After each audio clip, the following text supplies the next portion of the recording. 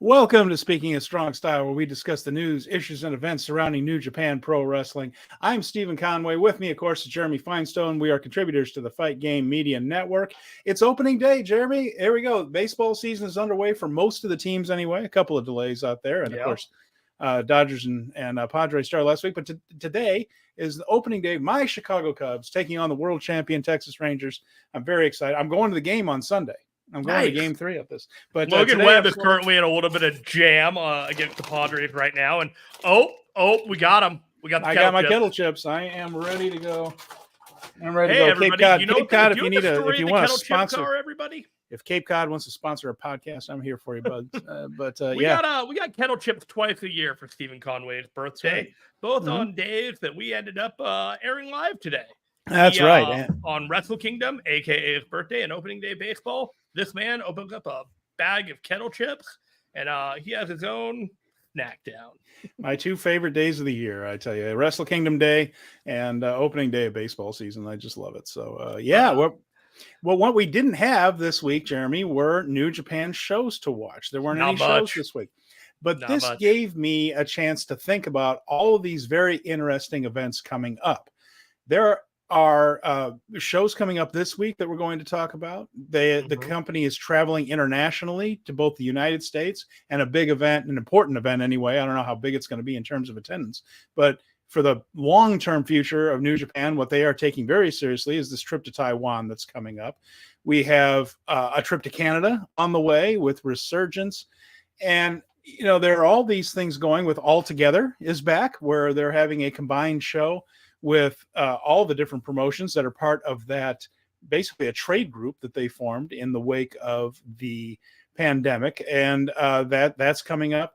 And it made me think a little bit here, Jeremy, as we have talked many times about how perhaps the company seems to lack a touch of focus. Well, with shows combining with other companies and special events in foreign countries and then having to go to the US and then back again. And maybe some of this scheduling is partially to blame for some of the lack of focus we've seen. I mean, I was thinking about Ghetto's job in the middle of all this, and it's a real challenge to serve all these masters at once. Yeah, I will honestly say that there is a lot of cooperation that is coming forward, but we may have to table that for right now. Absolutely. Because we actually have a guest that is joining us for the show today. He is a New Japan Pro wrestler. He is going to be at the upcoming Windy City Riot. Here is the introduction that I wrote out for him. The MMA fighter who became a kayfabe lifer. The recapper who can kneecap you. The first and longest reigning New Japan Pro Wrestling Strong Champion in history, the current MLW World Tag Team Champion, and the man who will challenge alongside Fred Rosser for New Japan Strong Tag titles in April's Windy City Riot, Filthy Tom Lawlor. Welcome to the show. Thanks, guys. Thanks for the esteemed introduction. I could not have done it better myself, Jeremy. Glad you. To be here. I watched plenty of the Filthy 4 daily, so I tried to honor the introduction style that you present on those Mondays on the Wrestling Observer Radio. So thank you for joining us today. Yeah, thanks for the plug. Most importantly, there. We'll get all those plugs in at the end of the day. Yeah, it won't affect my bottom line one way or another, but thank you. Thank you for joining us. We having you on because you are going to be on the Windy City Riot, and you are going to be in the 4 tag team tornado match for the strong titles against ELP and Hikuleo, who have also been guests on this show, and then went on and won championship gold. So you have a trend ahead of you with that with appearing on the show. They apparently have quite the shoes to fill in that regard. But yeah, as you mentioned, I haven't said much about it. This will actually be the first time I've said anything about it. But Fred Rosser stepped forward. He accepted the open challenge that was put out by LP and Hikuleo. If I'm not mistaken, I believe TMDK has also thrown their name in the hat Right. So we've got 3 out of 4 ingredients for what I'm sure is going to be a volatile situation in Windy City Riot. We'll see. We'll see who has the guts, who has the balls to step up and be the 4th team. If only there were a tag team that's associated with you that might be around and interested in something like that in the United States. It'd be interesting, but you never know, right? I mean, anything can happen. Oh, what's interesting is that, said tag team has had many shots at these very titles.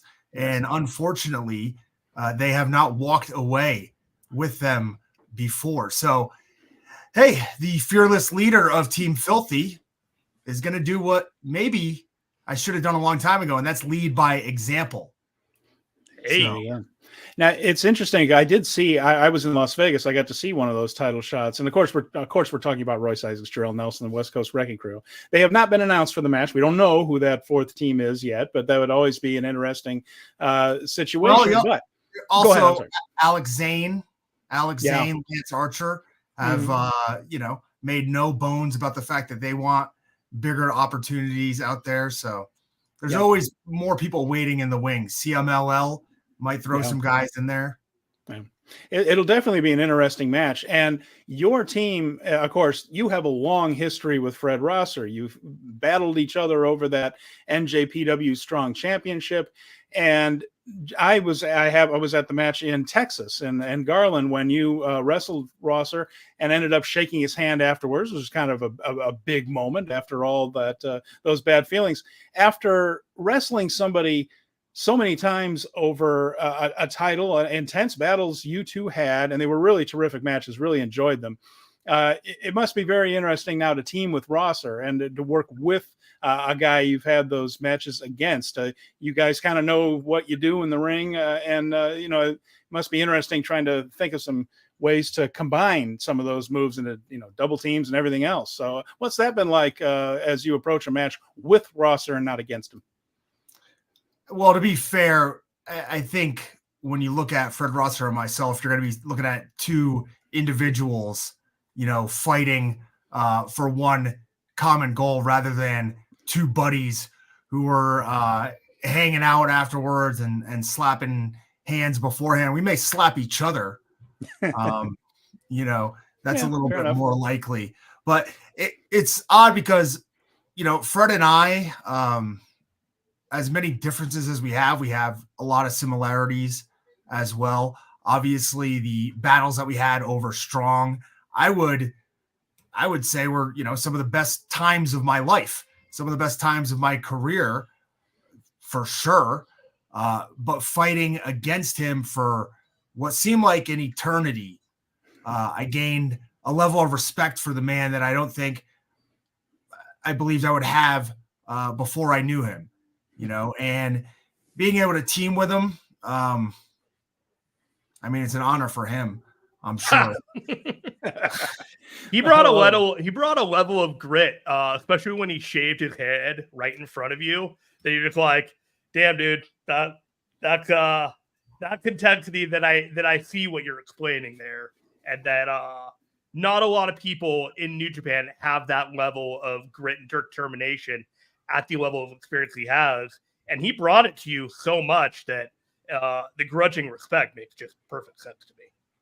Yeah, and Fred is a guy who, if you look at the earlier years of his career and then what he has, molded into now, they're like 2 completely opposite, separate wrestlers. Yes. And it takes a lot. It kind of parallels him in a lot of ways, right? Because he was the first openly gay wrestler in the WWE, kind of broke out of the shell and became himself there. And when you look at his wrestling style, it's kind of what happened as well. He was homogenized in WWE, just a part of the system. And now he was able to break out and show who he truly is, in New Japan. And that's something that it takes guts to do.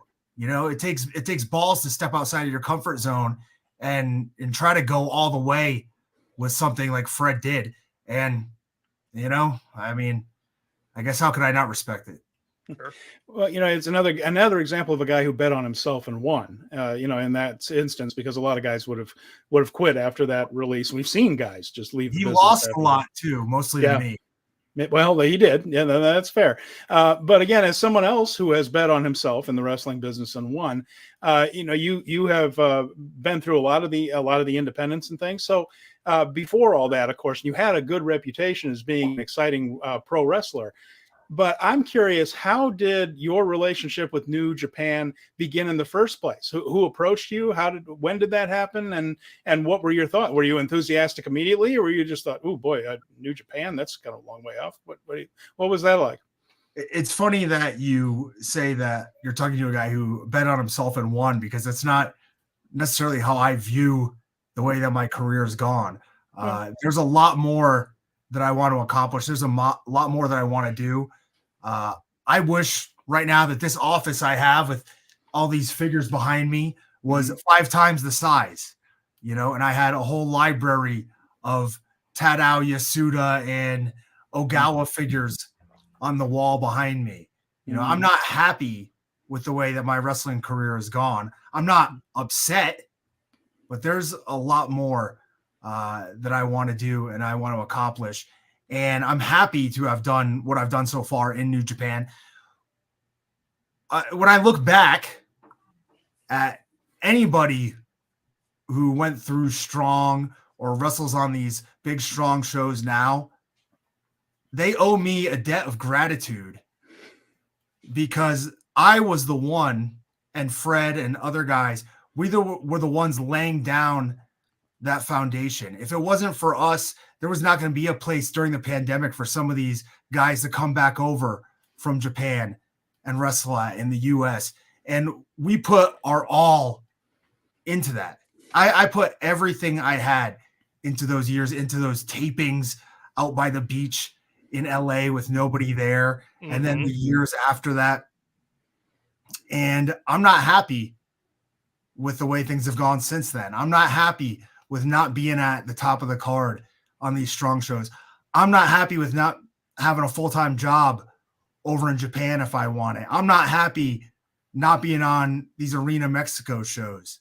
I'm in this to be one of the absolute best wrestlers in the world. And I'm glad to do that under the New Japan banner. That is one of the absolute, throughout history, one of the best promotions. When you look at what that promotion is founded on, the Strong style of Antonio Inoki, using real fighting techniques to win contests, I think there's no better place for me to be than at New Japan.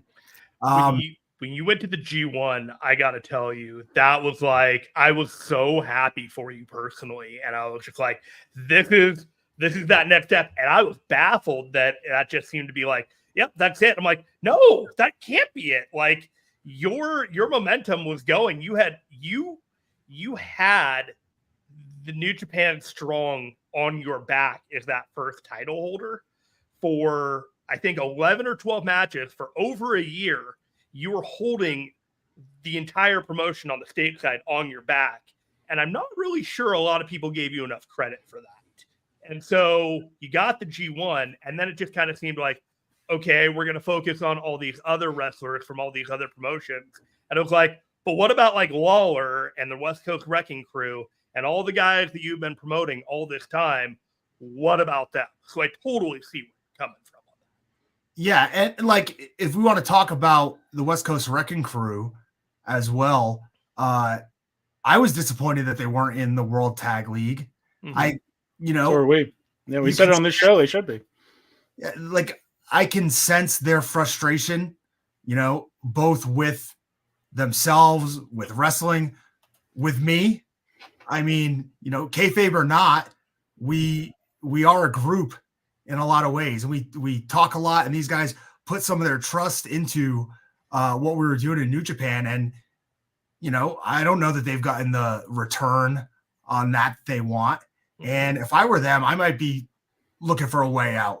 You know what I mean? I might be looking for, this guy, he's ready to team with Fred.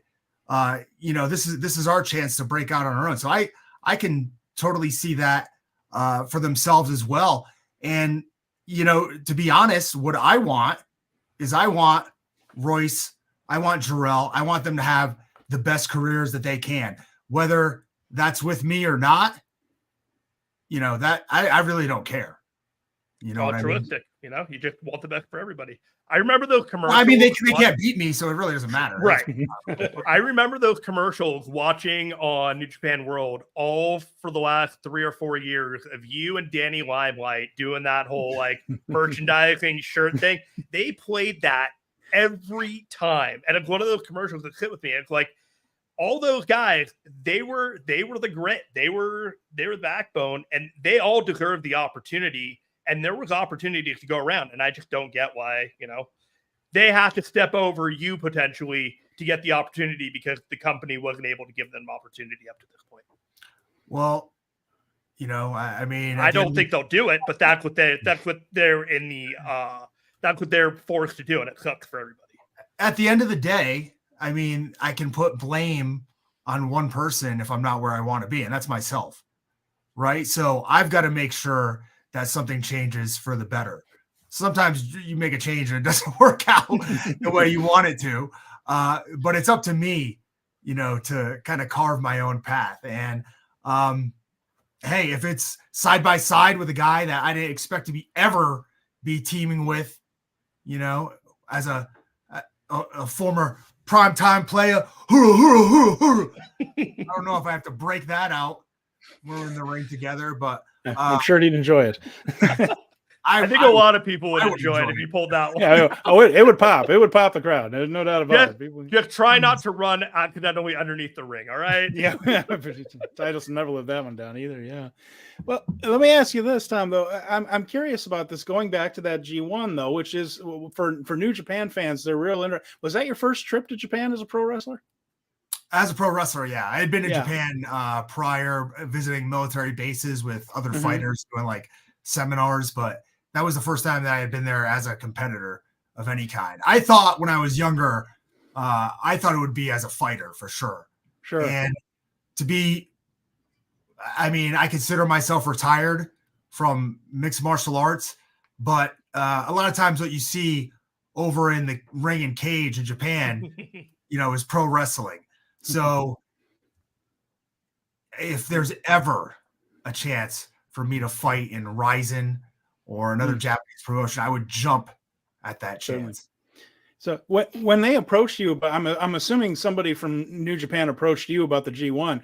Did that come as a surprise to you? Were you honored? Were you excited? Was there a little trepidation? Like, what are those emotions when someone from the company comes up and just says, biggest, most grueling tournament in wrestling? What do you say? To be fair, I expected it. I was in the midst of that long run with the Strong title.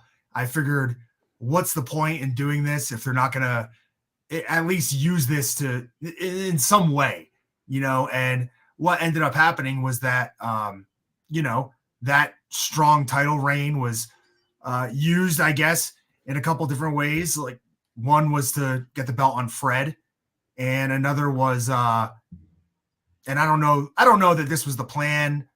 I don't know if I was a fill-in for somebody who got injured. But if you look at the block, or the entire tournament that Okada won, but I was in the monster block. Yes, right. So monster after monster, big guy, and then there was me, who, I guess had been on a long run as a champion, so that was my monster credential there. But I guess it was kind of used in that way. So I wasn't surprised to get the call for the G1. Maybe people would be surprised at how little or how much going in and during it and out of it. But it was, if I could encapsulate that like 6 or 7 week time period of my life, it was one of the best experiences I've ever had. I'm never going to have an opportunity to ask another person this in my life, I think, but what was it like wrestling Kazuchika Okada? It's just like any other guy. Fair enough. It's odd, but like, people used to, do you remember there was like a TJ Perkins interview where he said he'd never been in the ring and like learned a bunch from somebody. I do remember this vaguely. Yeah. People like to like idol worship wrestlers. Sure. A lot. But once you're in it, another day at the office. Yeah. Right. And my initial thoughts when I locked up with Okada before he got to his real dynamic offense and was able to use the techniques that he's honed over the years to his advantage, we locked up and we're wrestling on the mat, and I'm thinking, this is it? this guy? This is the best guy in the world? Come on, show me something, some Ultimo Dragon shit, something, something from Torimon. Yeah. No, I understand. I've heard, it's an interesting point. I've heard people say something like this before, where people ask them, "Well, what was it like?" Well, we locked up, and I got him in a headlock, like every other match I've ever had, And sometimes it can be calming. Sometimes in a big situation too, it's like, "Oh, I know how to do this. What am I doing?" Yeah. But yeah, and I had a logistical question for you on this one, and it's just a chance I have to talk to somebody who's done one of those tours like that. How much help does New Japan help a foreign wrestler get around? I mean, do they help you get with getting food, getting around? Did you have a chance to see other things other than wrestling venues while you were on that tour? I mean, you and Royce were there together, I know. Yeah, Japan now, and after speaking with some of the people on the some of the gaijin on the roster that have been there for a longer time period, they said after the Olympics a few years ago, everything is, really English friendly. So, for instance, have you been?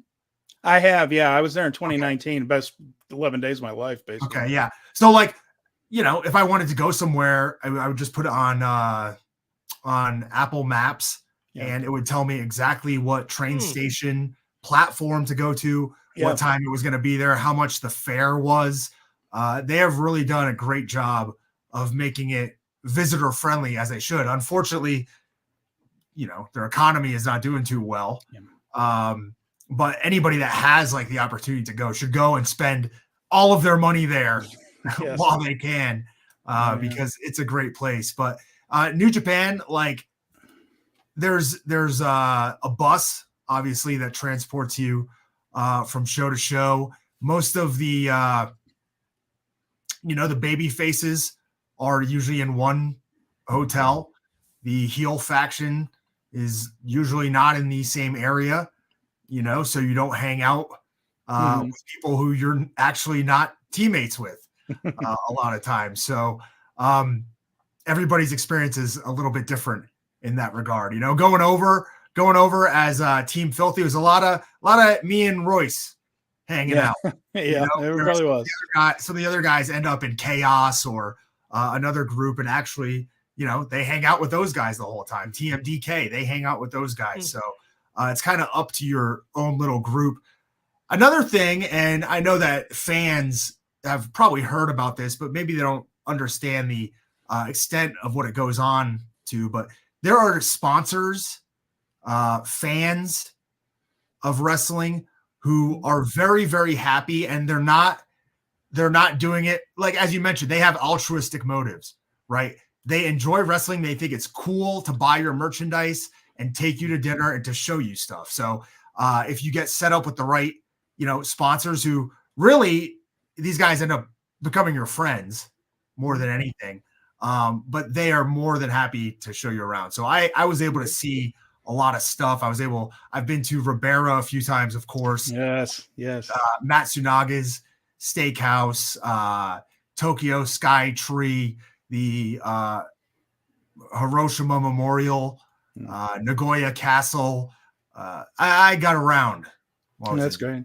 And that Hiroshima Memorial new half show. Oh yeah.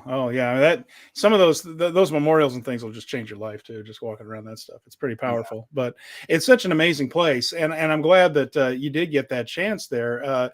And the other thing I got to ask you. I'm sorry, Jeremy, if you have anything else about this, go right ahead. I just wanted to know real quick: when you travel, are you a book reader? Are you a streamer of like media, or do you like play video games when you're on the bus and you're going around? What kind of guy are you?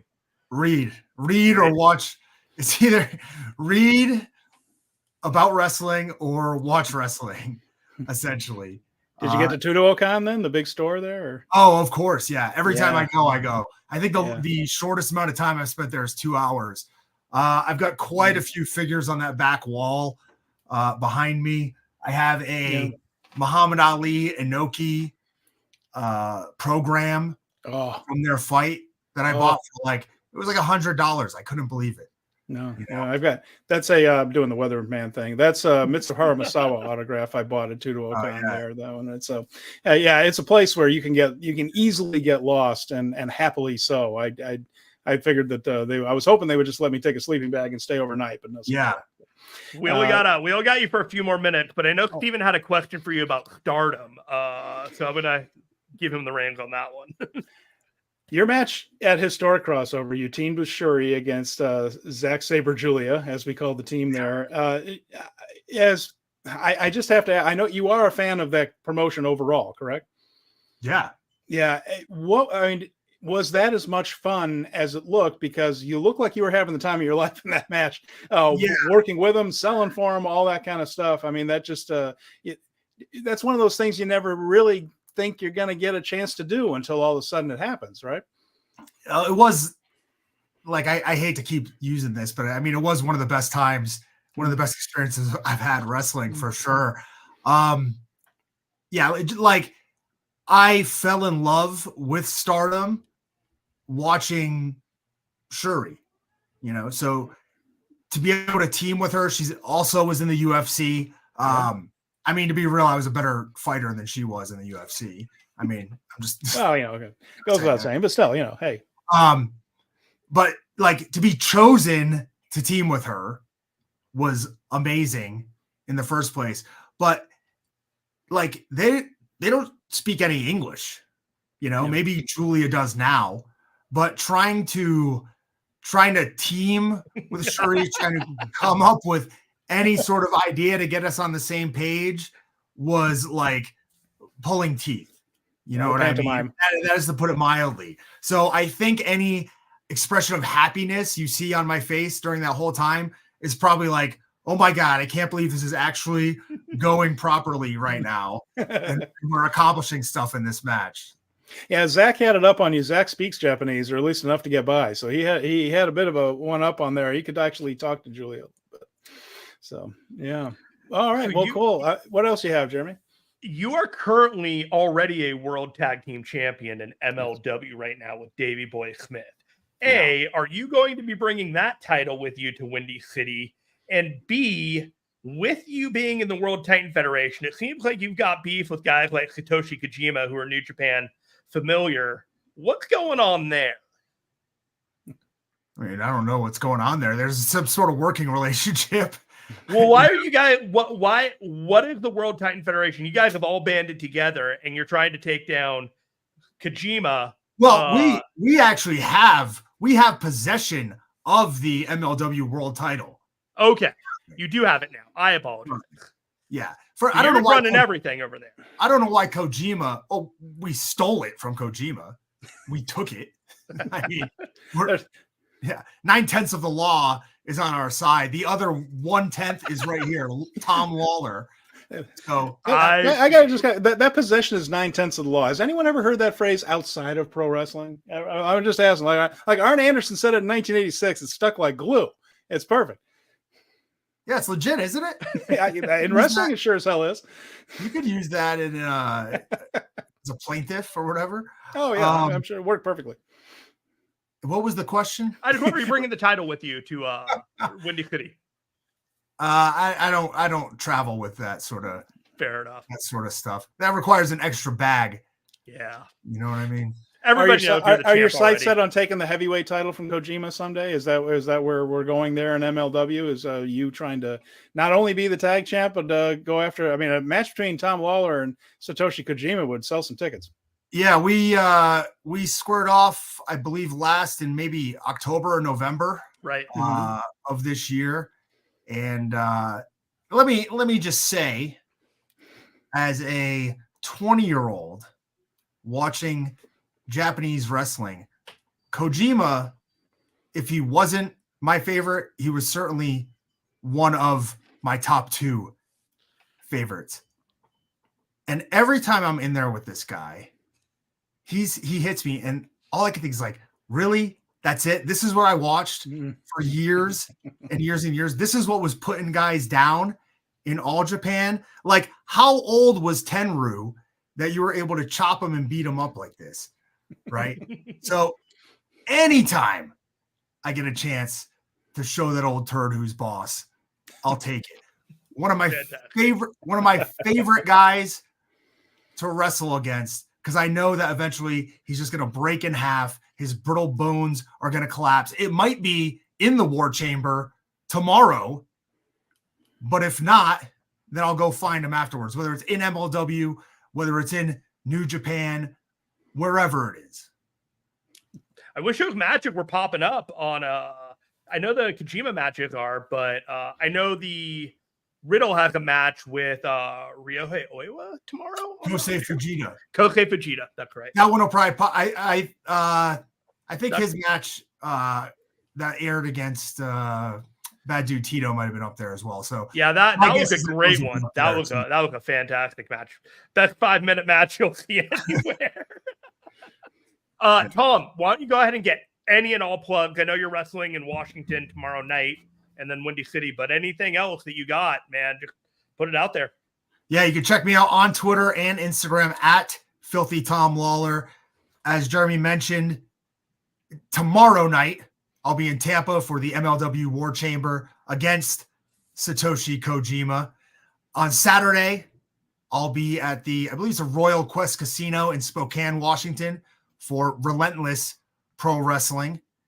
And then the following week, I'll be in attendance watching the Stardom show next Thursday. And then I will be in action that night for Action Wrestling, coincidentally. And then the following week, Windy City Riot. We'll see who that 4th team steps up to be, but it doesn't really matter because I have faith. For once, I have faith that Fred Rosser and I can coexist and get it done. And then the next night or 2 days later, I'll be at Deadlock Pro in Carolina. Just a busy time. Filthy Fred at Windy City Riot. Filthy Fred! And you can hear from just the sheer volume of promotions that want to bring Filthy Tom Lawlor in that we're looking at one of the bigger stars in American wrestling, and in that sense is somebody that everybody wants to have on their shows. And we get to have you on our show today. Tom, thank you so much for your time. Really appreciate it and enjoyed the hell out of it. Thank you guys. Thank you so much, and I hope you are able to get after it in 2024, my friend. Thank you for joining us. Thank you. All right. Take care. Well, there you go. Filthy Tom Lawlor. Very, very fun to talk to him. And, you brought up something that I think was so cool, Jeremy. And I know that he's, there's certain kayfabe things that were going on there too, with that, which is always fun. And Tom is great at that. But you talk about that commercial he did with Danny Limelight. But, there was another commercial going on when Tom Lawlor was the champion and all of these things were a part of it, but it had Carl Fredericks, Alex Coughlin, and Total Time Capsule. Clark Connors, Ren Narita was part of NJPW Strong back then. Tom Lawlor was a big part of getting those guys ready for what we're seeing now, which is Clark Connors is a tag team champion. Carl Fredericks has moved on to WWE and is in NXT as Eddie Thorpe, doing pretty well. You're seeing certainly Narita is a star back in New Japan. He was part of all that. He's been somebody that's been an important part of those excursions, the development of Young Lions, the establishment of NJPW Strong as a brand. And I totally agree with you. I want him back in Japan more. I want him in more G1s. I want some of those guys back over here more often. And in a time when, the economics are difficult, I think that Tom Lawlor is a guy who you could really bring in and get over. He did well in that G1. I'm completely puzzled as well as to why we haven't seen more. I look back at this list of matches of people that he beat during his openweight title. He beat Brody King. Yeah. In the original. Yeah. He beat Dickinson. He beat Carl Fredericks. He beat Satoshi Kojima. Leo Rush, Ren Narita, Fred Rosser, Taylor Rust, Court Connor, Yuji Nagata. You know, it's like that was a great like murderer's row of talent at the time. That you know, it's like he did beat a very good catalog of wrestlers at the time. So well, so and the funny thing is, like, just talking about the time of year, we've been discussing the New Japan Cup, right? Well, that was the New Japan Cup USA tournament that established that strong title. He beat Brody King, like you mentioned, in the finals. He beat Hikuleo in the semifinals. He beat Ren Narita in the first round and won a qualifying match over the DKC. DKC's been in Japan a whole bunch of times. Brody King has been over there. He's got other obligations now. Hikuleo, of course, he's about to face again Ren Narita. So again, you talk about somebody who's woven within the fabric of New Japan over these past 5 years is Filthy Tom Lawlor. So cool to get to talk to him. Yeah, my dogs are pretty excited about that one right now too. They should be. I was very happy that he was able to make it. I actually met Filthy one time in the past in person, and we watched one wrestling match together, and we watched Gunther versus Sheamus from Clash at the Castle. And if there's one match to watch together, that's a hell of a match. Yeah, right up Filthy's alley there too. And it also makes sense. Like he mentioned too, Inoki, like using martial arts into the style of wrestling. It's a perfect fit for a man who had a strong MMA career as well. And this is the promotion for him right there. So, and Flaming Shark's exactly right. Tom needs to be woven in a little more. Yep. We're on board, man. We want to see more Filthy Tom. We're glad he was able to join us here on Speaking of Strong. Yeah. Surprise everybody. We pulled that one out. That was one that we would have loved to billboard that a little bit quicker, but what can you say? We got him on. We're thrilled. Sometimes the talent just arrives. Yeah. All right. We were talking about All Together again before we went into this interview, and you were talking to me about my thoughts, but I completely forgot where I was in this conversation. That's okay. And my whole point was with All Together, with this Taiwan show, which again isn't part of a tour, and it's something a little one-offs like Windy City Riot, which is doing wonderfully in tickets. There's going to be over 5,200 people and probably more than that with walk-up. Toronto is coming. Resurgence. Ghetto, as the booker, is serving a lot of masters right here.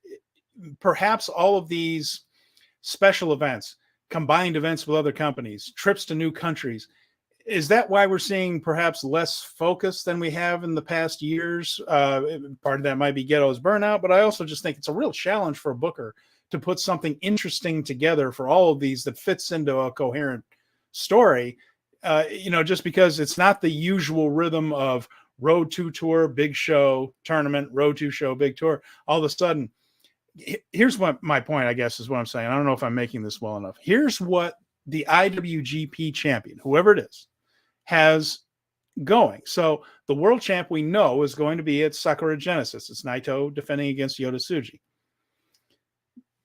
If Naito wins, he's also going to Chicago for Windy City. Well, we know Naito's going to Chicago for Windy City Riot. We think he's going to be there in a title match. We don't know that for sure. Maybe Pro Wrestling Dontaku. Definitely, it's been announced that whoever the champion is will defend in Toronto in May. And then we figured Dominion in June.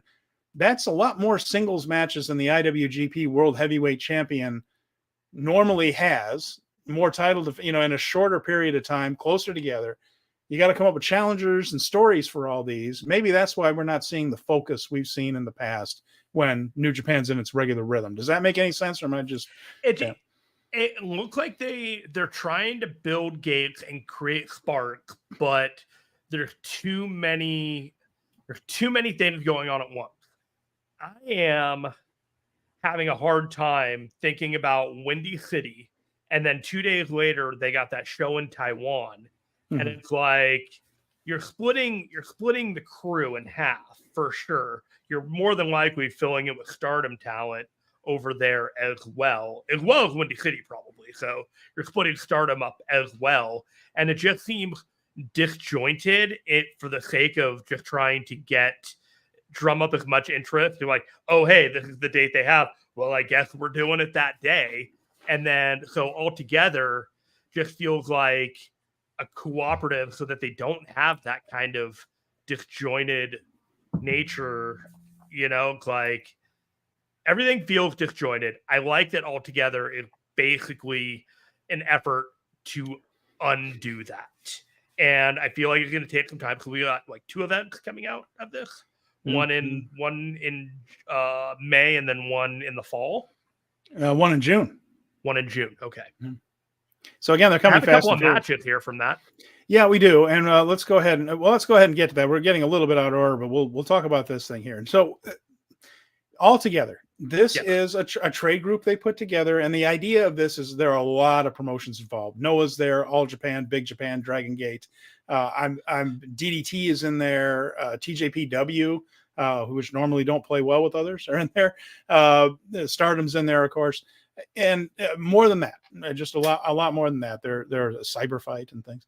But this is a group whose purpose is to be one point of contact with the wrestling industry, with the government, local municipalities. What they found after the pandemic was that every company was trying to independently, on their own, figure out how to run again, half crowds, mass crowds, no noise, all this stuff. Everyone was trying to figure out a different thing.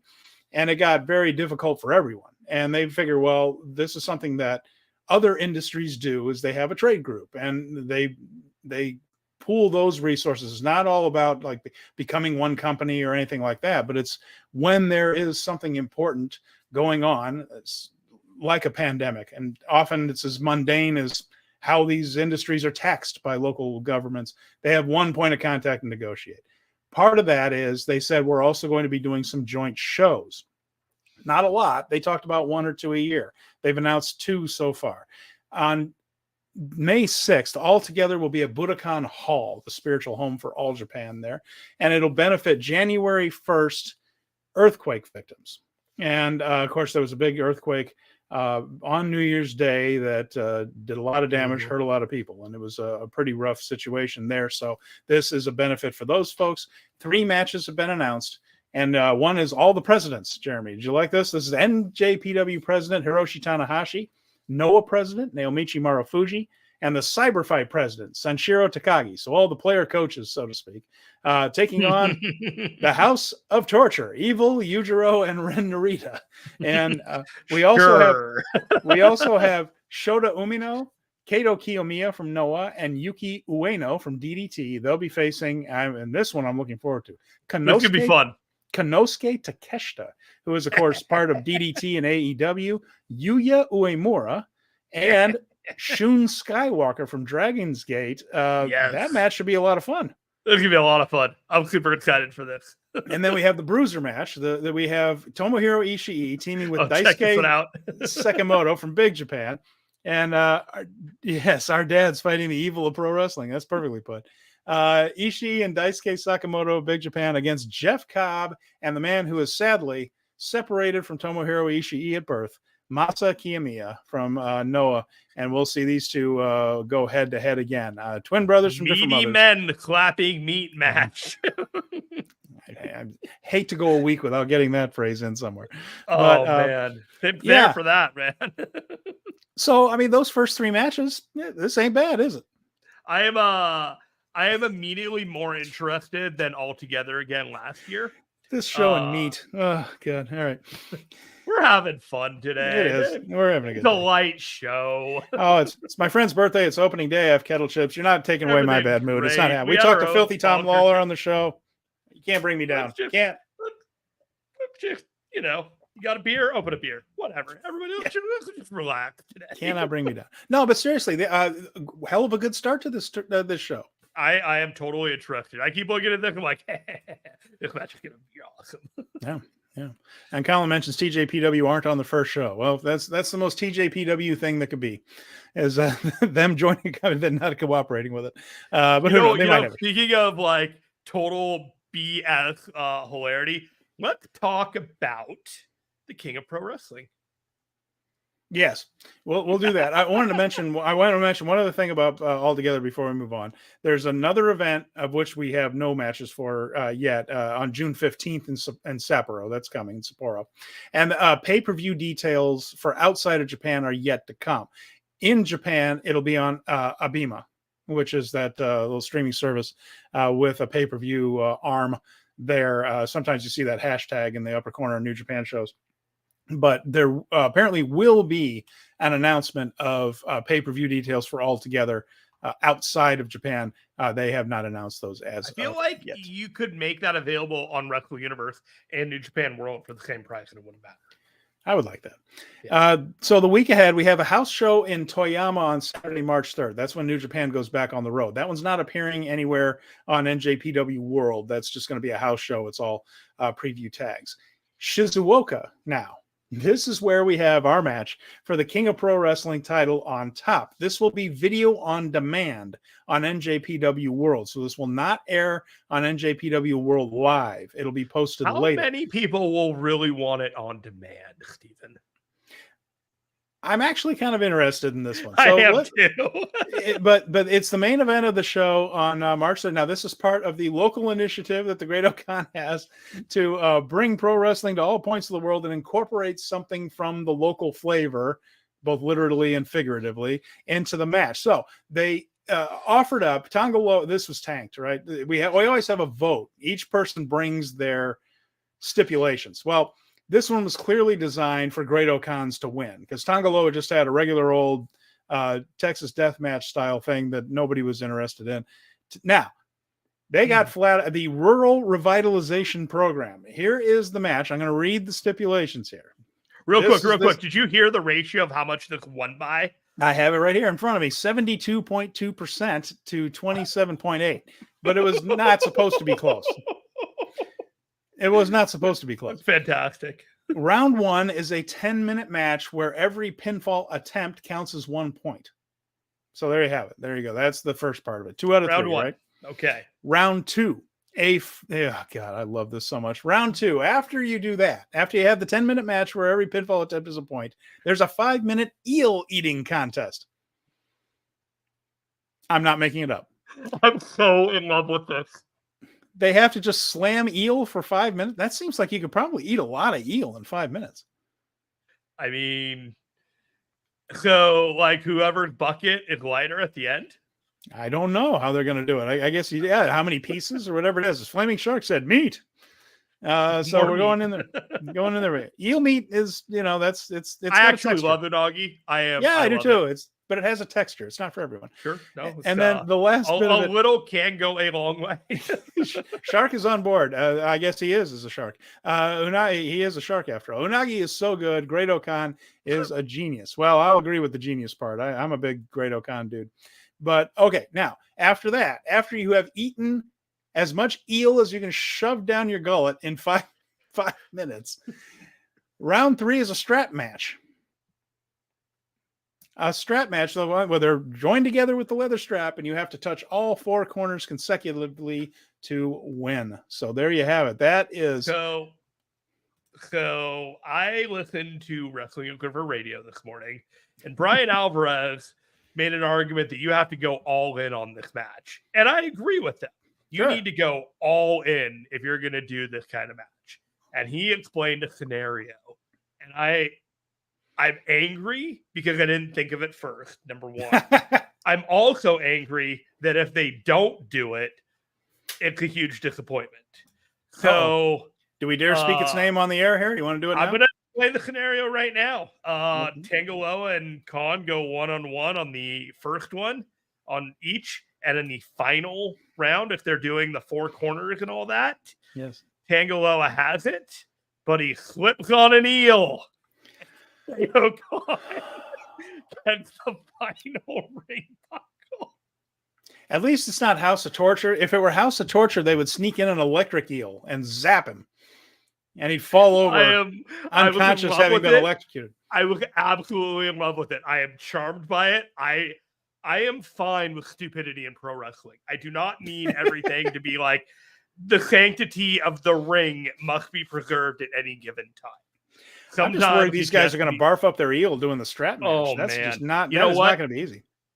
I have long since made peace with the fact that Tangaloa and Great Okan both will neither present to me the 5-star classics that I'm familiar with in many opportunities and many matches that I see from various promotions. with that said, there is an opportunity to just go lean in on this, and I am here for it. Shark says the Nash Goldberg spot with an electric eel would be the House of Torture spot. There you go. That's probably about right. That's it. No, you're right. We're not going to get a 5-star match out of these guys. So do something creative, do something fun with it. I just worry about it because I remember there was a pandemic thing they did when Chaos just had a class. Remember when they were doing these things, like when there were no events going on, and they had Chaos in a classroom setting with Yano as the teacher, having them just kind of do little games and stuff. Like it was Sho and Yo and Ishii and Yoshihashi, and they called Goto on the phone live and tried to get him to drive in, and he didn't. But what they were joking around, it was a funny thing. It was subtitled and put on NJPW World, and they just started telling stories after a while. Like Ishii was Ricky Choshu's young boy, and he wanted vodka sodas, and he just wanted Ishii to stir it with his finger and hand it to him. When he was fetching for him. But Yano and the rest of them talked incredulously that before a match, Kazuchika Okada eats a big bowl of rice and shredded beef, basically Yoshinoya, which is one of the big chain restaurants there, where it's just a little bowl of rice, seasoned shredded beef on top, and he eats a big bowl of it. And none of them could figure out how he did that without getting sick. These guys are about to eat 5 minutes worth of eel. Let's do it, man. Maybe they'll throw up the eel and clip on that. Oh, I don't want that. No, I don't want to see that. I like the scenario. It's fun. It's like it's a prelim show. It's not going to be on anything. If you want to watch Sakura Genesis, this match won't be on Sakura Genesis. When everybody is talking about the feedback of that show, like you have to go out of your way to watch this on World. This is not going to be like, oh, look, this match is right here or there. It'll be on a show, on demand. You'll have to wait a couple of days. You will literally have to go find this match. And if you want to complain about this match after you've watched it, you know what you signed up for. You know what kind of content you're farming when you want to tear down New Japan for this. We all know what this is. You're not fooling anybody. Just have fun with this match and let's move on. The other show this week will be on NJPW World live like normal on April 3rd. That is next Wednesday. And that's from Korakuen Hall. And it is the road to Sakura Genesis. It's going to be on there. And I believe it's the only one. After this, it's just straight on to Sakura Genesis. They will have more house shows full of preview tags, but those won't be on NJPW World. I have to apologize to you. Last week, you sold me on this match, and for whatever reason, it did not click with me how cool this match is. The gauntlet match you're talking about? No, this tag match, LIJ versus LIJ. Yeah, and that's the main event. I did want to get to an interesting match on this card here from Korakuen. It's a gauntlet match, trios thing. Right, Kevin Knight, Kushida, and Tomohiro Ishii against Callum Newman, Francesco Akira, and TJP. The winner of that will go on to face Geto, Drilla Maloney, and Clark Connors. So again, not a three-way match, but a gauntlet where the Hantai team will face the United Empire team. Winner will face Maloney, Connors, and Geto right after. We'll also see Shingo Takagi against Uncle Nobu, Yoshinobu Kanemaru. Of course, those two have been at each other's throats for a while. Yo and Shota Umino will face Sho and Ren Narita in a preview tag semifinal. And then Hiromu Takahashi and Tetsuya Naito facing Bushi and Yota Tsuji in that LIJ matchup. That's the Korakuen Hall show for Wednesday. Yeah, I am super excited for this match. Now that it's sunk in, for whatever reason, I don't know why it didn't sink in last week. I'm like, oh yeah, cool. And then I realized what you were saying afterwards after the show. Like, oh man, I really didn't take that one in as well as I should have. There was a random bit of news though that came out. I'm gonna throw this in here because it's actually kind of a bummer before we move on to everything else. Geto reposted it. It was a David Finlay tweet. Yeah. And it is a little bit of sad news. We have been wondering about Alex Coughlin for a little bit of time, and he posted a tweet. Yeah, I'm retired, and it sucks. Now leave me the F alone. Actually, I have some merchant gear to sell, so don't F off just yet. Fair. And then David Finlay posted on a quote, "War Dogs will never be the same, and you can never be replaced. My dog for life." And then you knew it was a little bit serious when Geto went ahead and reposted that as well. Something we suspected for a while, and it is really unfortunate. The man was really getting some momentum going, and he and Gabe Kidd were a terrific team. The War Dogs thing was working, and man, I'm going to miss seeing him wrestle. I thought he was terrific. I thought he was a future star. So's Kidd, for that matter. All these guys are. I don't really see any. There's not a dud in the bunch. And I watched this guy from very early on in his New Japan career. I understand he had a career before he joined up with New Japan, but it's man, you hate to see it. We don't exactly know why. I've heard neck issues that just aren't going to allow him to continue, but just as the dude's getting that kind of momentum, he was finding his character. His talking was good in there, and I'm going to miss seeing Alex Coughlin work. He had a really good campaign of matches in the World Tag League where I felt like he was wrestling with nothing to lose in a weird way. And I guess there was a reason for that, because he knew that there was, likely an end date to what he was doing. But there was a point there where, he would have like a couple of spots in a match, and they were big power spots, and it wasn't much more. And I was wondering now in hindsight if that was protecting him in some way, shape, or form, because he was a little bit more limited that he let on. And look, we all know that this business is brutal and it's grueling on your body. And there is a point of no return that you can either commit to it and you risk being in a wheelchair for the rest of your life, or you decide, no, I don't want that. And you have to, come to reality that this isn't a dream that you can pursue anymore. And, I wish nothing but the best. I had nothing but respect. I have seen him do power moves, JR Kratos, with my own eyes, and was amazed. And, honestly, just nothing but respect. Yeah, that's very well said.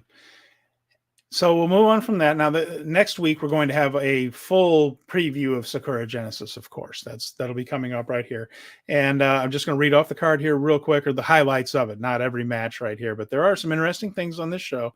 There is a three-way match for the Junior Tag Championships. Drilla Maloney and Clark Connors, the champions, defending against Kevin Knight and Kushida, and Francesco Akira and TJP. So Catch 2-2 and the Jet Setters challenging War Dogs for the Junior Tag titles.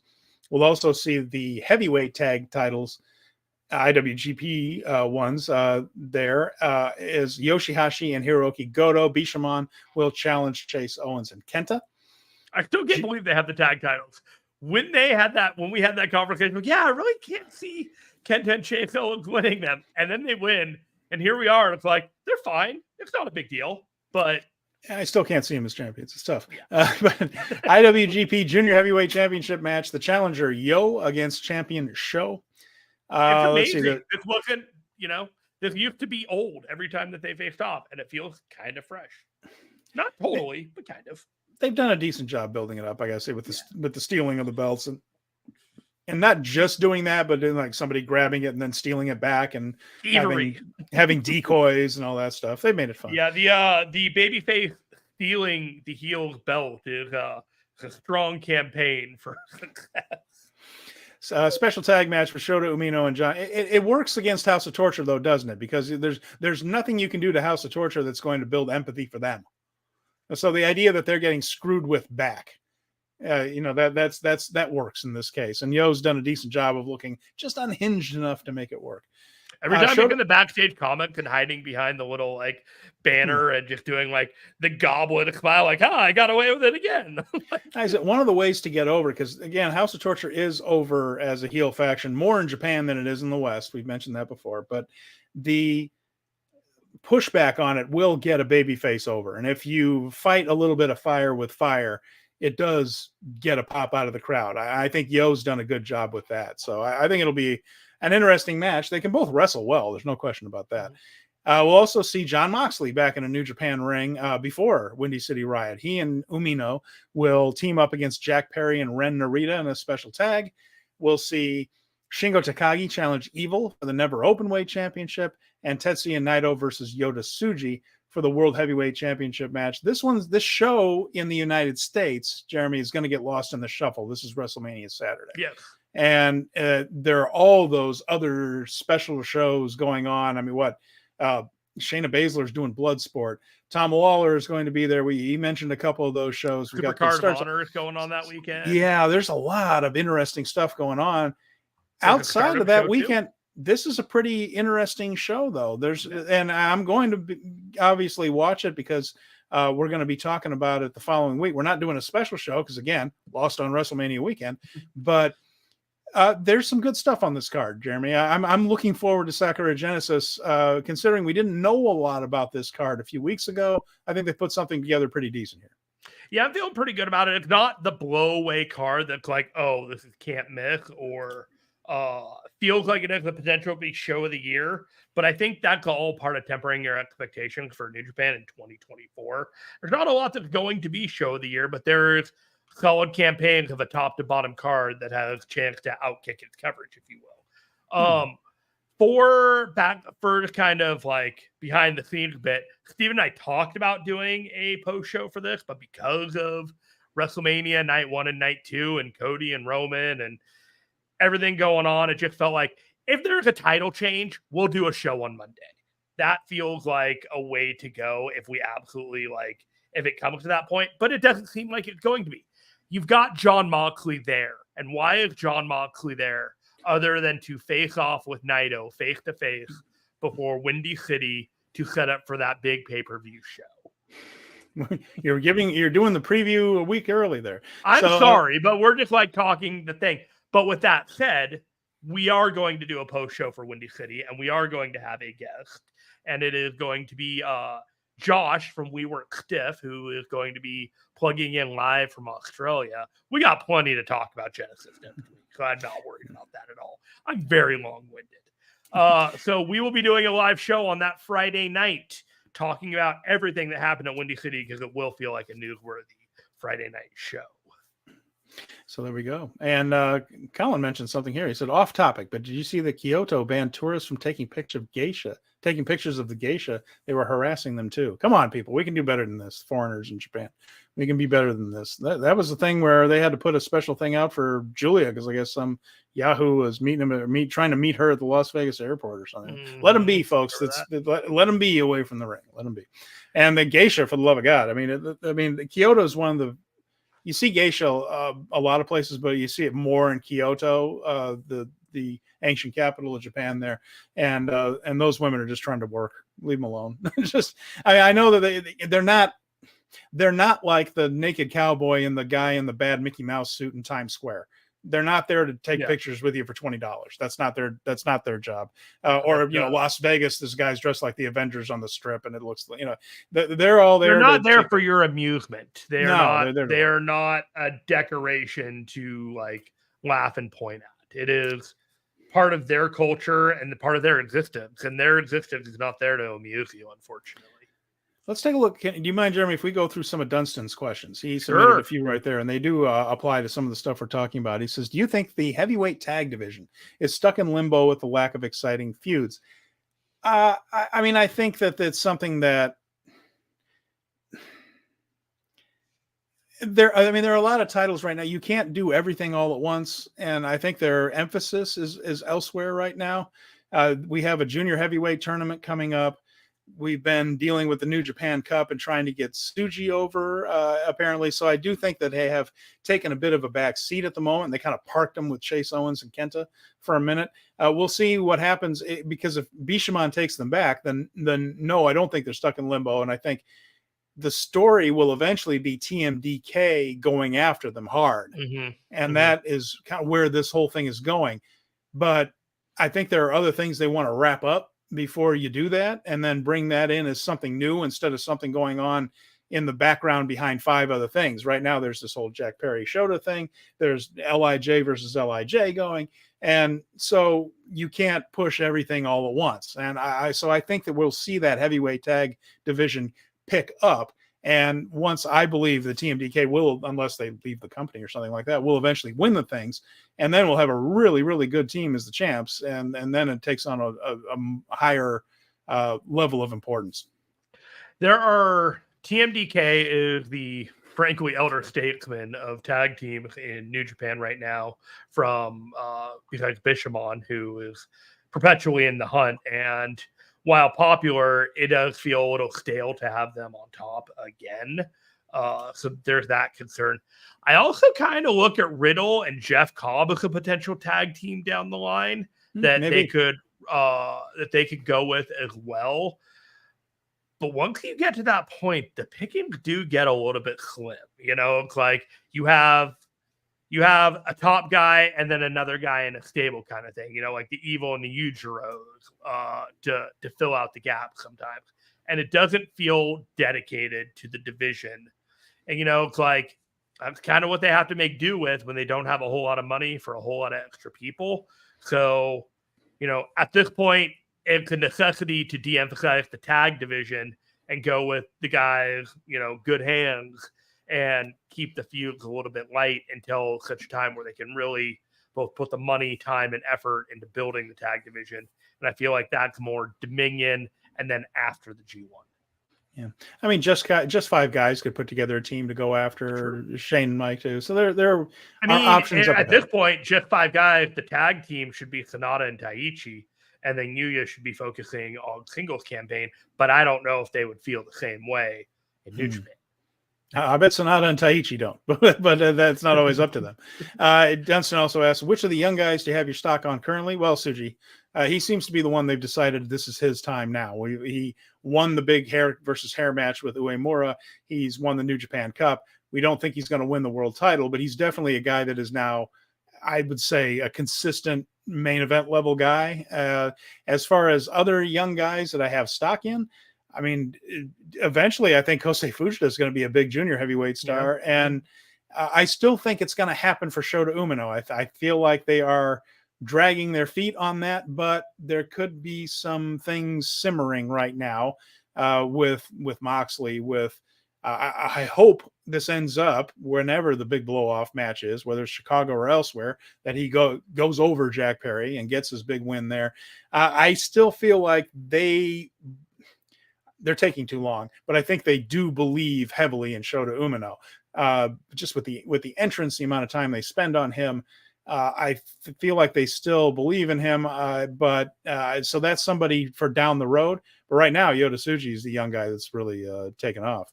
And we'll see what happens when Oiwa comes back and all that. But I think Tsuji is probably ahead, first among that group of 4. Who do I have my stock on? I think Shota is the first guy to win the IWGP title. And I think he is the guy that all the older talent and everyone else can't defeat. Whoever it is that is the black hat that they can't beat. Right now, thematically, it makes a lot of sense that David Finlay would have the IWGP title and Shota beats him after Moxley and Ospreay couldn't with previous titles in the past. But I don't know if they are building Finlay up to that point.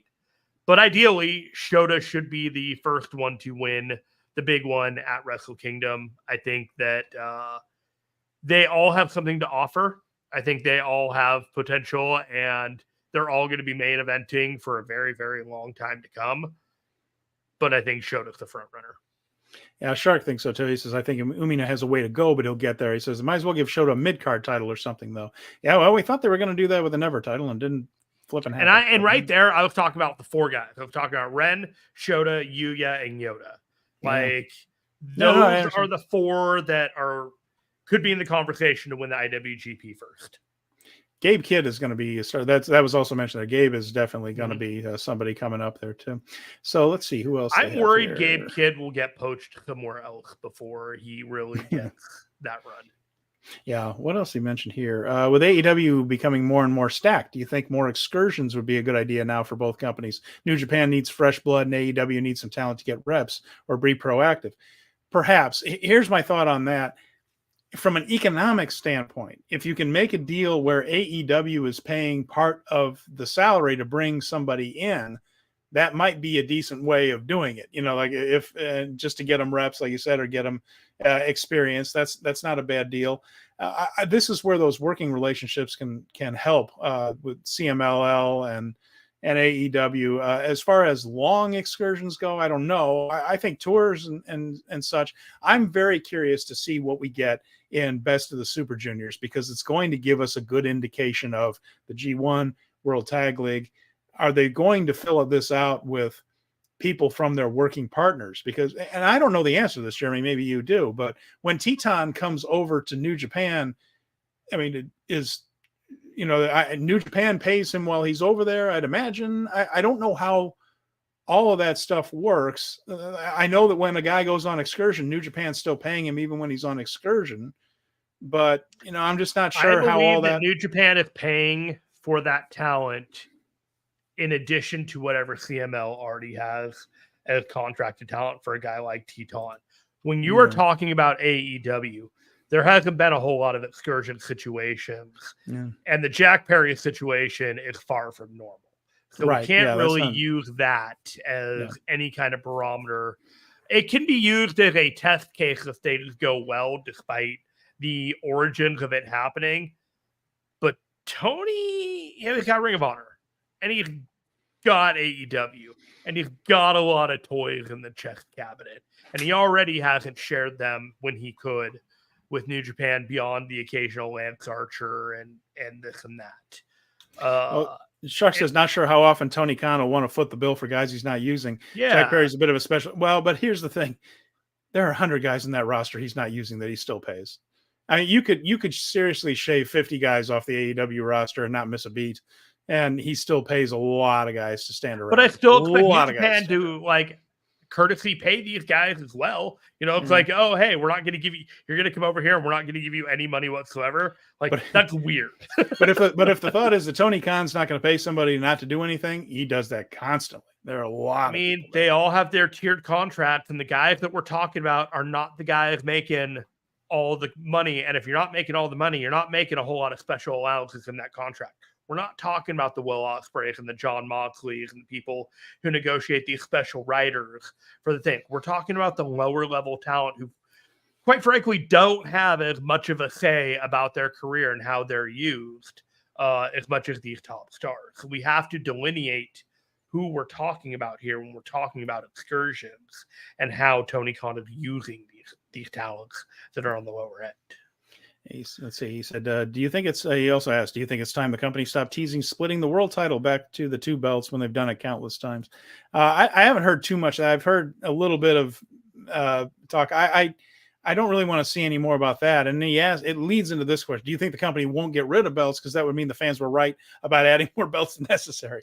Maybe. I wish that they would just let these belts be a little bit and allow them to create a lineage.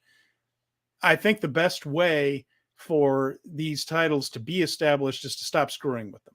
Yeah. Because nothing is less valuable in wrestling than a brand new title. And, they've already broken up the Triple Crown in AEW, for instance. It never really meant much. We all were happy when Eddie won it. But him losing part of it to Okada, now it's not a Triple Crown anymore. There's so many changes to these belts over the last couple of years that none of them mean a whole lot. And we've talked about how we don't really know where they even are in the hierarchy anymore. The best way to do it is just to leave them alone and let them build, put them on people that are good, and put those champions over good challengers, that type of thing. But if you continue to change the name of it, if you continue to merge it with this one, and now it's a new thing, and over here, well, then eventually the fans are just like, well, none of these things mean much of anything. So you just have to let that lineage build. That takes patience, and they haven't shown a ton of that when it comes to belts. Ideally, you have to build upon what you've already built instead of tearing it down. If you begin to tear down the thing that you've created a legacy, you begin to tear down the fundamentals of your promotion. So you have to keep building on instead of being like, no, we're gonna tear apart and make it lesser in order to make it better in a different way. That's not a good way of doing business. He also asks, do you think Oiwa could be in the G1 this year? I doubt it. I don't think this year's the year for Oiwa in the G1. it seems a little early for that. Either. Not coming out, guys that are on excursion, and even if he comes back fresh off of it, perhaps if they announce that he's coming back from excursion, but I mean, he's in the World Tag Team title picture and the GHC title picture in Noah. I don't see that happening for Oiwa this year. So he also says, do you think New Japan needs some new innovation in their storytelling format? Well, I think they just need some focus. I think it's just a new innovation in storytelling is they just need good focused angles. That's going to sound really weird, but I feel like if New Japan had just a banger of a Sakura Genesis show, a lot of people would like not be critical for just a small period of time and just give it more of a wait and see. But if Sakura Genesis leaves people a little bit flatter than what they want, then this hum of criticism will probably maintain. Shark says keep the World Heavyweight Championship and the global title and let them get history, since those are clearly meant to be number 1 and number 2. Beyond that, the other belts are your infinite mid-card titles, which are fine. I think the Never belt could be the BMF title again if you just use the right people with it. And that could be a separate thing then. It worked perfectly, really, back when it was, and these guys are too old for it now, but Makabe, banging heads with Ishii, who was stiffing the hell out of Goto, who was pounding the heck out of the Never Openweight title was kind of the BMF match, just the big hardcore, not hardcore, but the stiff guy, the big guys crashing title. And then you had Nakamura with the stylish Intercontinental title. You had the Regal Okada with the World Heavyweight title. Each belt signified a different match. It's one of the reasons I kind of like the TV title now, because it's almost like a sprint championship, that 15-minute time limit. The match looks different than what other people are doing. And, that's one thing that I think the Never title could be something like that, which would make it different than the global, make it different from the World Heavyweight title. As long as it's doing something different, I'm kind of okay with it. Every single match, it gets to be a little much, but now we have all these shows. Hard. You don't have to defend every title on every match. It's very hard. Every title on every show, excuse me. When you have the Never Openweight title basically recycled between 4 guys, and one of the guys leaves the promotion in Tama Tonga, but it's basically been passed around between the same few guys over and over for the last year. Evil, Shingo, and Tama Tonga. So between those guys, they had it for the majority of the year, and it just feels like getting a little long in the tooth. So the titles themselves aren't the issue of the freshness. It is the way that the title holders are carrying it and the stories around them. So innovation, maybe, yes. I'm just not sure where that innovation needs to come from. Said BOSJ approaching. Who do you think will be the contenders in the tournament? Well, right now the champion show. So I'm saying Desperado. I'm saying Hiromu Takahashi will certainly be part of it. We don't know who's coming over from overseas. So somebody there might make it. Could be a Mike Bailey situation again, a Leo Rush situation. A couple guys from MLW, yeah, TNA. Those are always like safe bets. And right now where I'm playing with safe bets on this one, I don't see them pushing somebody brand new on that. I think we're getting Desperado, Hiromu, and TJP, Akira, all those guys. They always talk about TJP going back and forth on those. I'll tell you what, Akira, if they wanted to make that run, if Catch 22 doesn't win the junior titles again, keep your eye on Akira. That could be a guy that they could move into Akira a more and prominent Desperado, spot. Probably the 2 early favorites for the best of the Super Juniors here. And then his last question here before we move on to some of the more upcoming things here. Let me find it. I want to make sure I get it right. It's a good question. Who should be the next 6-man tag champions, Jeremy? I don't know. I don't either. I was looking at it. I'm like, oh, hell, I'm not sure who's supposed to hold those Never Openweight 6-man titles. I mean, I don't even know who's in the mix for it right now. And we're 2 weeks out from this tournament. I'll probably do Taichi Sonata and Yuya, if I had to guess. Those would be the most popular babyface group. Sonata ain't getting anywhere near a singles title anytime soon, and they're popular enough over there. If just 3 of the just 5 guys had titles all together, I feel like that's the kind of synergy that they want right now. Other than that, like, who do you got? I don't know. Are they going to be in Taiwan? Because I don't know about the. See, the thing is, Ishii's not. I don't think it's going to be in Taiwan because he's in Chicago. So but I don't think Sonata and Taichi are going to be in Chicago. Yeah. I don't think Yuya is, but I also wouldn't rule out if they put, Doki and Sonata and Taichi together. Well, what about this one going down the pike eventually? Some combination of Ishii, Desperado, who have been kind of circling each other in backstage comments about teaming up or working with each other or fighting each other. Seems like they can't seem to make up their mind if they want to hit each other or tag each other. But that could be one where they get a partner out of the Hantai group and make a run eventually. It could be that the next real champions aren't going to be part of this tournament, but the team that wins them from whoever wins the tournament. I think there's a better narrative. Catch 2-2 and Newman. Having Ishii and Tanahashi. But you can't have Tanahashi in the tournament because he's not cleared, right? But if you were to have Ishii, Tanahashi, and another guy come close, but it just not be good enough to beat whatever other team, I think that's kind of a stamp of elevating whatever team would win.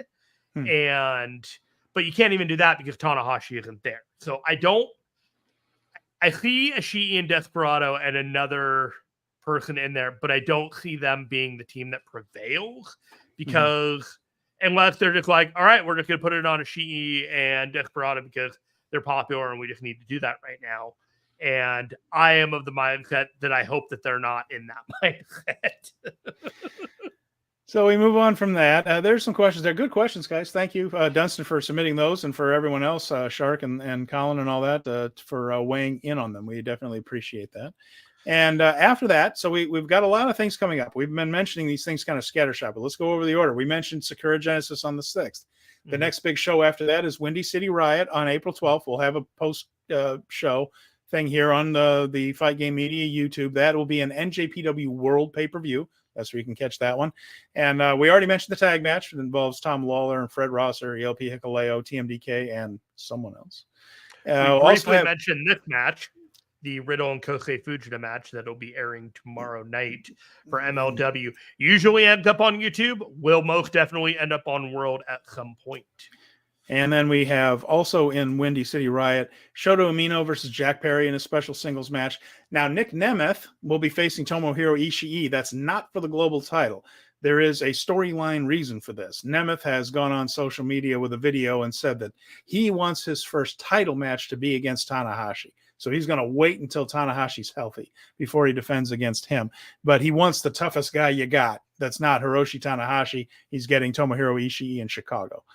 We'll also see Eddie Kingston and 3 partners, Mystery Vortex stuff, against Gabe Kidd and 3 partners. So we won't know who those other 6 are until their music hits. And that'll be a no DQ tornado tag match there in Chicago that I'm sure is going to be the one that goes all through ringside and tears apart the building. We'll see Mustafa Ali versus Hiromu Takahashi. If you have not been following Hiromu Takahashi's campaign with Mustafa Ali, it is worth your time. He is angling for an X Division title match. The fact they're mentioning it so much makes me think it's going to happen. So Mustafa Ali, Hiromu Takahashi, probably for the TNA X Division title. And then Jon Moxley and Tetsuya Naito, which, assuming Naito wins, will be for the IWGP World Heavyweight title. That's not the full card. We know that there's going to be some Stardom representation on there, some other things coming up, but that's what's formally announced so far. It's going to be a fun show, man. It's going to be a fun show. Like we said, we're going to do a live show afterwards, recapping everything, and here for it. I have a graphic for what appears to be the show after Windy City that has some pertinent information as well. Yeah, for the United States, that's Resurgence. That's going to be May 11th. It's in Toronto. And we know there will be 4 title matches. All of the I think it's in California, man. Ontario, California. Oh, yeah. I was thinking about coming down to it. Sweet baby Jesus. Did I just get that wrong? Oh, my goodness. It's Ontario, California, not Ontario, Canada. I was like, I might make a win. There was a funny story where me and my buddies were sitting around dinner, and we were like, hey, you guys want to maybe drive down for this? And one of the wives turned and said, that's Mother's Day weekend, right? And we're like, shit. Was nice while we lasted. When Roddy Piper was in the WWF, way back, we're talking mid-'80s stuff, right? He would not work in the state of Oregon as long as Don Owen's promotion was still going, even though that was a local promotion that only ran around Oregon, because he gave Piper one of his big career breaks. He loved Don Owen. He told Vince McMahon, like, I will work anywhere you want, not Oregon. Just not going to go to Oregon. Okay. He even lived there, like, for a while. Piper lived in Oregon for a while. He liked it so much up there. Well, this was after that, and he was willing to work in Oregon, and he lived there, and he was so excited when he found out at his booking sheet he was going to be wrestling in Portland, and he was so excited. Home, I can just drive to the show. I can go home right afterwards. I believe he figured out the day of that he was booked in Portland, Maine, instead of Portland, Oregon. That's way worse. F you, Vince. This is a thing for that one. But anyway, I'm glad I didn't book my flight to Toronto for this card. Anyway, the point being, Ontario, California, Resurgence, they are coming here. 4 title matches. The IWGP World Heavyweight title, whoever it may be, will be on the line, and all 3 strong titles. So that will be the strong heavyweight title currently held by Eddie Kingston. Oh, wait, no, 3. Sorry. I'm on. Yeah, the 3 strong title, the strong women's title currently held by Stephanie Vaquer, and the strong tag team champions currently ELP and Hikuleo. But whoever the champions are, they'll be at Resurgence. So again, a lot going on. Strong open weight championship now. I think that's a little interesting. Yeah, they did mention that. And the other one that I wanted to mention. Do you think Naito is going to be coming to Ontario, California? I don't know. It really is. I keep going back and forth in my head. It's a toss-up to me about who wins that match between Moxley and Naito. And the reason I mention it, though, I would feel more confident if Naito didn't keep mentioning this stadium show in Hiroshima that he wants to do. And I just feel like, why keep bringing that up if you're not going to deliver it? And I'm not saying it's impossible. Mm-hmm. It might be that he's just trying to angle for it, right? Because he's, it's his home away from home for him is Hiroshima with the Carp, the baseball team and all that. They haven't announced a stadium show. That has not been announced, but he keeps mentioning it. And would he keep doing that to the Hiroshima fans if he didn't think it was happening? And I don't know. I don't know the answer to that, but it seems strange to me. If he had stopped mentioning that, I'd say, I think Moxley's going to win this thing. But with that in mind, it's leaving the seed of doubt in my head. Yeah, I'm not sure where it's going with this, but I will say that the Ontario airport is not quite as difficult to get to via airport, because there's an Ontario airport and plenty of rock stars and stuff come in and out of that place. So it's not out of the question that someone as superstar like as Naito could possibly grace Ontario airport. But he also, it's the middle of baseball season. He might want to check out the Dodgers. The Flaming Shark says he'll be in front row with Resurgence in Ontario, California. That's important. If I'm there, which is possible, Flaming Shark, hit me up. I apologize for getting that backwards. I don't know why. That's hilarious. I hear Ontario and I see CA. That's Canada, right? Yeah. But Shark says they could have him win it back at the baseball stadium like the evil Naito thing in 2020. Yep, sure could. That's another possibility. Yeah. But it just brings more doubt in as to who the heck's winning that match, which I appreciate. I like that it's not cut and dried. I appreciate some drama to that. So I'll be on the edge of my seat as that match happens. So what else we got, Steven? The only other thing we have is, of course, I mentioned the Taiwan show, April 14th. The only match actually announced so far is a Stardom match, Hanako versus Starlight Kid. Hanako is one of the rookies, very tall for a Stardom wrestler. I think she's the tallest Joshi, I believe. Which sounds like a children's book, but it's not. But she and Starlight Kid are the only match announced so far. But we have word of quite a big Stardom and New Japan presence in Taiwan on April 14th. If we hear more about that card, we'll make sure to mention it here. Not sure if that's going to be available on World. They've also been very coy about how that will be seen. So again, when we know, you'll know. So there you go. All right, real quick. We are members of the Fight Game Media Network. We have a YouTube show that airs every Thursday at 5:30 p.m. Eastern. If you saw it today, we have guests like Filthy Tom Lawlor. We've had ELP and Hikuleo in the past. Dave Meltzer and Chris Samsa. Justin Nipper has joined us in the past. We have a lot of fun talking about New Japan Pro Wrestling. But we're Scott also Edwards. Don't forget Scott Edwards. Scott Edwards as well, who is a member of our Fight Game Network with the 5-Star Joshi Show, alongside the Dynamite Show, the Wrap, and the Double G Show. All shows that you can find on the audio, as well as Power Bombshells, which you can find every Sunday morning, Sunday afternoon, 10 a.m. Pacific, 1 p.m. Eastern, and best wishes to Sam Shipman and her family. They are going through a tough time right now, and if you get a chance to wish them well, they would probably love to hear it. All the best wishes to them. Steven, let's get us out of here. All right. Well, with that in mind, I am Steven. I'm in Austin, Texas, and I know the state. Jeremy is out there in California. He knows where he is, thankfully, and I'll get it straight next time. Sorry about all that, folks. But for Jeremy Finestone and Filthy Tom Lawlor, I'm Steven Conway. Thanks for watching and listening to Speaking of Strong Style. We appreciate you very much, and we'll talk to you again very soon.